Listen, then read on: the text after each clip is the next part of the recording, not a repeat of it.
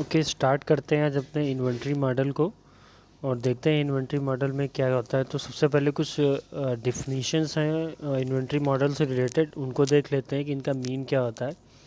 So basically inventory का mean क्या होता है? तो इन्वेंट्री का मीन ये हो गया कि सपोज दैट हमारे पास एक कार की कंपनी है, राइट। तो एक कार की कंपनी है, तो एक ये फैक्ट्री हो गई जो कि हमारे पास यहाँ पर कार बना रही होगी, राइट। और उसके बाद जब ये कंपनी कार बना रही हो तो यहाँ पे बीच में एक सेलर होगा जिसके पास अपना एक गोडाउन होगा जहाँ पर ये कार कंपनी से ला करके सेलर अपने पास यहाँ पर स्टोर करता है कार्स को। और यहाँ पर आगे क्या होगा, हमारी जो क्या होंगे, कस्टमर्स होंगे और इन कस्टमर को हम लोग कार सप्लाई करेंगे। तो ये जो कस्टमर होंगे, ये जितनी भी हमारी जितनी डिमांड करेंगे उतना ही यहाँ से ये हमारा जो स्टोर होगा यहाँ पर हमको स्टॉक अपना स्टोर करना होगा और उतना ही ये कंपनी को प्रोड्यूस करना होगा, right. So basically inventory model इस बात पर डिपेंड करता है कि कितना प्रोडक्ट किसी भी कंपनी को किस टाइम पर बनाना चाहिए और क्या प्रिडिक्शन रखनी चाहिए कि फ्यूचर में क्या डिमांड आ सकती है। इन सब सारी चीज़ों के बेसिस पर इन्वेंट्री मॉडल हमारा डिज़ाइन किया जाता है। सो बेसिकली इन्वेंट्री की डिफिनीशन लिखी हुई कि इन्वेंट्री को डिफाइन में क्या करते हैं, क्या क्या हो सकता है। स्टॉक ऑफ गुड्स, कमोडिटी और other economic resources that are stored और reserve in order to ensure the smooth and efficient running of the business affairs, right. तो ये that is our inventory. Okay, अब बात करते हैं क्लासिफिकेशन ऑफ इन्वेंट्रीज़ की। तो इन्वेंट्रीज़ को दो टाइप में क्लासीफाई किया जा सकता है, डायरेक्ट इन्वेंट्रीज़ और इनडायरेक्ट इन्वेंट्रीज़, ठीक है। तो डायरेक्ट इन्वेंट्रीज़ वो हो गई कि मीन्स वो जो पर्टिकुलर रिसोर्सेज जो हमको डायरेक्टली विजिबल होते हैं, हम उनको इन्वेस्ट करते हैं, वो होंगी हमारी डायरेक्ट इन्वेंट्रीज़। और इनडायरेक्ट इन्वेंट्रीज़ वो होंगी कि जिनको प्रोडक्ट को बनाने के लिए रिक्वायरमेंट तो हमें होती है लेकिन वो प्रोडक्ट में उनका कोई भी फॉर्मेट इंक्लूडेड नहीं रहता। चलिए देखते हैं, क्लियर हो जाएगा। सो जितनी भी हमारी डायरेक्ट इन्वेंट्रीज होगी उनमें क्या क्या आएगा, सबसे पहले प्रोडक्ट इन सब इसमें कुछ होंगे, अलग अलग पार्ट्स होंगे हमारे डायरेक्ट और इनडायरेक्ट इन्वेंट्रीज में। सो इसमें सबसे पहले जैसे प्रोडक्शन इन्वेंट्री आ गई। प्रोडक्शन इन्वेंट्री में क्या क्या होगा, रॉ मटेरियल, कंपोनेंट, सब असेंबलीज। रॉ मटेरियल मीन्स जो प्रोडक्ट बनाने के लिए जो भी हमें रॉ मटेरियल की नीड पड़ती है वो सारी चीज़ें।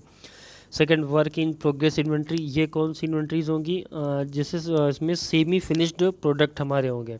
जैसे कि जब भी हम लोग प्रोडक्ट बनाते हैं तो प्रोडक्ट बनाते समय हमारा बीच का एक मिडिल प्रोडक्ट होता है जो कि हमारा फाइनल प्रोडक्ट नहीं होता, बट फाइनल प्रोडक्ट को फाइंड आउट करने के लिए उस प्रोडक्ट की नीड पड़ती है, that is our semi finished product. Then finished good inventories कि जो भी हमारी फाइनल प्रोडक्ट आया वो हमारा फिनिश्ड गुड इन्वेंट्रीज होगा। और देन एमआरओ इन्वेंट्रीज आएंगी। एमआरओ इन्वेंट्रीज में होंगी जो कि मेंटेनेंस करने के लिए, रिपेयर करने के लिए, ऑपरेट करने के लिए जो भी इन्वेंट्रीज होंगी वो हमारी एमआरओ इन्वेंट्रीज में इंक्लूड की जाएंगी।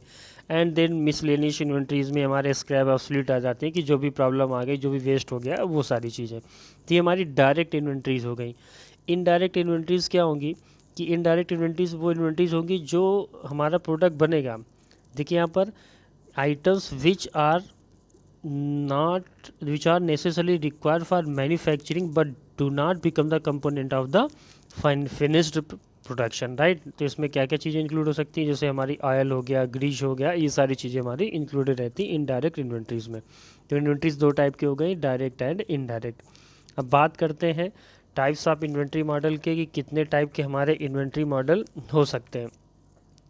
ओके, तो सबसे पहला टाइप है हमारे इन्वेंट्री मॉडल का, पहला है फ्लक्चुएशन इन्वेंट्री मॉडल, राइट। तो फ्लक्चुएशन इन्वेंट्री मॉडल में क्या होगा कि जो डिमांड होगा और जो सप्लाई होती है वो हमेशा कभी भी फिक्स नहीं होती। Means these have to be carried because sales and production times can not be predicted accurately. कि कितनी हमें सेल होगी और कितना हमें प्रोड्यूस करना है, इसको एक्यूरेटली हम लोग कभी भी प्रिडिक्ट नहीं कर सकते हैं। तो ये हमारे इस टाइप की जो भी मॉडल होगा उसे बोलेंगे fluctuation inventory model. Then second है anticipation inventory model. These are build in advance for the season of large sale और a plant shut down period. It means जैसे हमको पता होता है कोई फेस्टिवल सीजन आने वाला है तो उसमें किसी प्रोडक्ट की डिमांड बढ़ जाएगी, तो हम एडवांस में उन आइटम्स को प्रिपेयर करके पहले से रख लेते हैं क्योंकि हमें पता है उस टाइम पर उस पर्टिकुलर प्रोडक्ट की डिमांड इंक्रीज़ हो जाएगी। इस टाइप का inventory model anticipation inventory model होगा। देन थर्ड है हमारा साइकिल इन्वेंट्रीज़। ये साइकिल इन्वेंट्रीज़ कब होगा, it happens that rate of consumption is same as the rate of production, की जितना हमारा रेट ऑफ हमारा प्रोडक्शन का है उतना ही कंजम्पशन का भी रेट है, तो इस टाइप को साइकिल इन्वेंट्रीज मॉडल पर इंक्लूड किया जाएगा। फोर्थ हमारा transport inventories. Transport inventories model में क्या क्या होंगी, because material are required to move from one place to other, जो भी आप प्रोडक्ट बनाते हैं तो उसको एक प्लेस से दूसरे प्लेस पर हमको ले जाना होता है। These inventory exist solely because of transportation time, की जो ट्रांसपोर्टेशन टाइम लगता है इसकी वजह से हमें इन इन्वेंट्री मॉडल को डिस्कस करना पड़ता है। एंड देन लास्ट है हमारा डी कपलिंग इन्वेंट्रीज, और ये इन्वेंट्रीज हमारी किस लिए क्रिएट होती हैं, meeting out the demands during the D coupling period of manufacturing. तो 5 टाइप के हमारे इन्वेंट्री मॉडल होते हैं जो कि हमें डिस्कस किए करने। अब बेसिकली ये थ्योरी पोर्शन है और ये एग्ज़ाम में एज इट इज़ क्वेश्चन पूछे जाते हैं, तो इनको बिल्कुल लर्न करना कंपलसरी है। ओके, अब यहाँ से ये जो कुछ हमारी cost involve in inventory problems हैं, ये कुछ कास्ट हैं, ये एज इट इज़ इनका थ्योरी पोर्शन भी आता है, एग्जाम में पूछा जाएगा। मीन्स 12 मार्क्स के क्वेश्चन में आता है ए पार्ट करके कि होल्डिंग कास्ट बताओ, बी पार्ट सेटअप कास्ट बताइए, इस तरह से। और इनकी जब भी न्यूमेरिकल सॉल्व करेंगे तब इन कास्ट का भी तब भी यूज़ होता है, तो इनको बहुत ध्यान से समझना ज़रूरी है। तो कौन कौन सी कास्ट इन्वॉल्व होती हैं, तो पहली हमारी है होल्डिंग कास्ट, इसे C1 या CH से भी रिप्रेजेंट करते हैं, राइट। सो होल्डिंग कास्ट क्या होती है कि जब भी आप किसी आइटम को अपने पास स्टोर करते हैं तो स्टोर करने में जितनी भी कास्ट लगती है उसे होल्डिंग कास्ट बोलेंगे, राइट। और इसको कैसे, per unit of goods for a unit of time, right, per unit of goods for a unit of time, कि कितने हर एक यूनिट को किसी एक पर्टिकुलर मंथ में स्टोर करने में कितना खर्च लगता है, या किसी पर्टिकुलर गुड की यूनिट को एक ईयर में स्टोर करने में कितना हमारी कास्ट आती है, ये सारी चीज़ें ये होल्डिंग कास्ट के में इंक्लूड होंगी, राइट। ओके, अब होल्डिंग कास्ट में क्या क्या इंक्लूड होता है, ये हमारी फॉलोइंग कास्ट जो होल्डिंग कास्ट में हमारी इंक्लूड रहती हैं। पहला है invested capital cost. Invested capital cost में क्या होगा कि आपने जो भी इन्वेस्टमेंट किया है उस पर जो भी इंटरेस्ट लगता है, इसकी वजह से जो भी हमारी कास्ट होती है that is invested capital cost. Second हमारी रिकॉर्ड कीपिंग और एडमिनिस्ट्रेटिव कास्ट, कि भाई जब भी this signifies the need of keeping funds for maintaining the record and necessary administration, right. जब भी आप स्टोर करेंगे तो उसके एडमिनिस्ट्रेशन के लिए और रिकॉर्ड को मेंटेन करने के लिए जो भी कास्ट लगेगी उसे record keeping and administrative cost के पर इंक्लूड किया जाएगा। थर्ड है हमारी हैंडलिंग कास्ट। हैंडलिंग कास्ट पर क्या होगा कि कोई आइटम्स को आपको हैंडल करना पड़ता है, इसमें जैसे कास्ट ऑफ लेबर, राइट, कि लेबर जो भी होगा मैनेज करेगा, और जो भी दूसरी अदर मशीन्स होंगी उन सब की जो ज़रूरत पड़ती है उनके लिए जो कास्ट आएगी उसे हैंडलिंग कास्ट बोलेंगे। फोर्थ है हमारी स्टोरेज कास्ट, की जहाँ पर भी स्टोर कर रहे हैं, जिस स्पेस पर स्टोर कर रहे हैं उसका कुछ रेंट होगा, वो सब जो भी कास्ट होंगी हमारी स्टोरेज कास्ट होंगी। नेक्स्ट हमारा डिप्रिसिएशन या डिटोरिएशन कास्ट, ये क्या होती है कि जैसे कुछ आइटम होते हैं जो टाइम के साथ वो कुछ ख़राब होने लगते हैं, ठीक है। जैसे कि अगर कुछ क्लॉथ्स हैं तो कुछ ज़्यादा टाइम तक के लिए स्टोर कर दिया तो उसका आउट ऑफ फैशन हो गया तो उसकी कास्ट कम हो गई, राइट। कोई केमिकल आपने कहीं भी स्टोर किया तो उसकी वजह से आपकी स्टील थोड़ी सी ख़राब होने लगी केमिकल की वजह से, तो ये सारी चीज़ें ये हमारी डिप्रिसिएशन कास्ट पर इंक्लूड होती हैं। नेक्स्ट हमारी टैक्सेस एंड इंश्योरेंस कास्ट, कि जो भी आप आइटम स्टोर करते हैं जब भी अपने स्टोर पर, तो आप उसका इंश्योरेंस कराते हैं, राइट। तो उस इंश्योरेंस की जो भी कास्ट होगी, जो भी टैक्सेस वगैरह जो आपने परचेज़ किया है गुड्स उस पर टैक्स देना होता है गवर्नमेंट को, वो सारे टैक्स कास्ट यहाँ पर इंक्लूड होंगी। नेक्स्ट हमारा purchase price and production price, और भाई जो परचेज़ करते समय जितना भी प्राइस लगा आइटम को तो वो सारी चीज़ें इस पर इंक्लूड होंगी।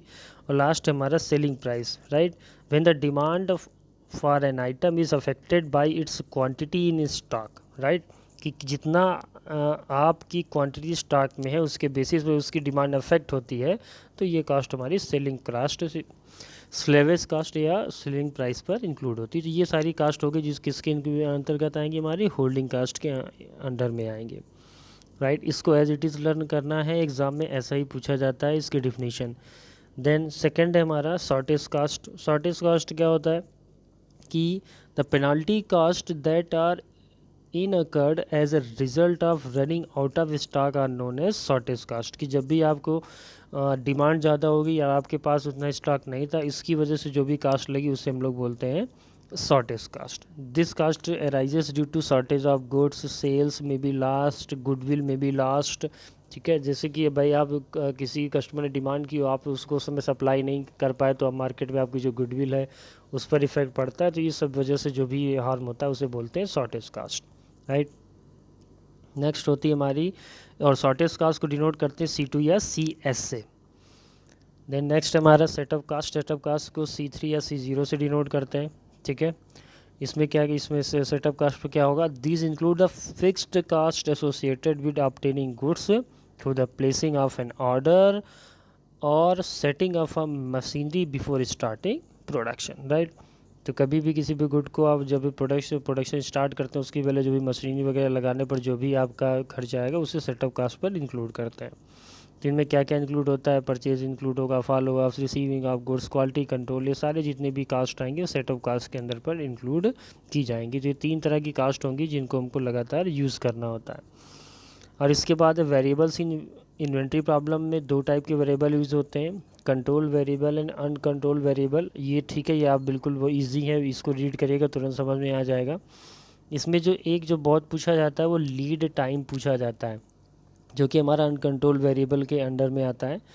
लीड टाइम क्या होता है, if the time is known and is not equal to zero, means the time between placing an order and its arrival in stock, कि जब आप किसी भी आइटम को ऑर्डर करते हैं और जब वो आपके पास स्टॉक में आता है, इसके बीच का जो भी टाइम होता है उसे हम लोग क्या बोलते हैं, लीड टाइम होते हैं। और जब भी लीड टाइम ज़ीरो होता है तो वो हमारे लिए बेटर होता है, क्योंकि आप जैसे ऑर्डर करें तुरंत आपको आइटम मिल जाए तो ये हमारे लिए बेटर ही होता है, राइट। तो हम चाहते हैं कि लीड टाइम मिनिमाइज़ हो सके, तो लीड टाइम ध्यान रखिएगा, ये भी एग्ज़ाम में कई बार पूछा गया है, ओके। अब ये कुछ हमारे लिस्ट ऑफ सिंबल्स हैं जो हमको याद करने हैं। अभी आप एक बार इसको 2 से 3 बार रीड करेंगे, फिर इसके बाद जब क्वेश्चन हम लोग सॉल्व करेंगे तो ये ऑटोमेटिकली लर्न हो जाते हैं, रटने की ज़रूरत नहीं पड़ेगी। लेकिन बट अभी 2 से 3 बार आपको रीड करना है, राइट। कि C1 क्या होता है, होल्डिंग कास्ट होगी, C2 क्या होगी, स्टोरेज कास्ट होगी, C3 क्या होगी, सेटअप कास्ट होगी, ऑर्डरिंग कास्ट होगी, राइट। जैसे C1 को होल्डिंग कास्ट है या कैरिंग कास्ट बोलें, कुछ भी, ये सारी चीज़ें। R क्या होगी, डिमांड रेट, मतलब कितनी डिमांड है हमारे किसी आइटम की। K क्या है, प्रोडक्शन रेट, कितना प्रोडक्शन हमारे आइटम का। इस तरीके से ये सिंबल्स हैं, इन सिंबल्स को आपको रीड करना है एक बार, और जैसे जैसे हम लोग न्यूमेरिकल सॉल्व करते जाएंगे हमको ये सिंबल्स मेमोराइज हो जाएंगे।